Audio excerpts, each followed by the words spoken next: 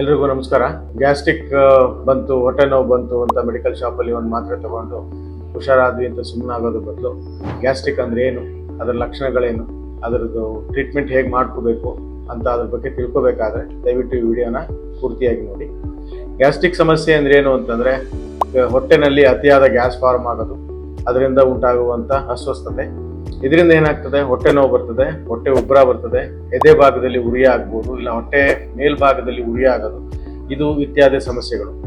ಮುಖ್ಯವಾದ ಲಕ್ಷಣಗಳು, ಗ್ಯಾಸ್ಟ್ರಿಕ್ದೇ ಮುಖ್ಯವಾದ ಲಕ್ಷಣಗಳೇನಪ್ಪಾ ಅಂತಂದ್ರೆ, ಒಂದು ಅಜೀರ್ಣ, ಊಟ ಮಾಡಿದ ಮೇಲೆ ವಾಂತಿ ಆಗೋ ರೀತಿ ಆಗೋದು, ವಾಂತಿ ಆಗ್ಬೋದು, ಎದೆ ಭಾಗದಲ್ಲಿ ಉರಿ ಬರೋದು, ಇಲ್ಲ ಅತಿಯಾಗಿ ತೇಗು ಉಂಟಾಗುತ್ತದೆ.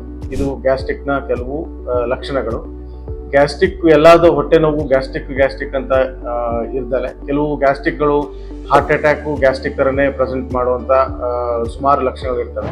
ಆದ್ದರಿಂದ ಗ್ಯಾಸ್ಟ್ರಿಕ್ ಲಕ್ಷಣಗಳೇನು ಅನ್ನೋದನ್ನ ಕರೆಕ್ಟಾಗಿ ನೀವು ತಿಳ್ಕೋಬೇಕು.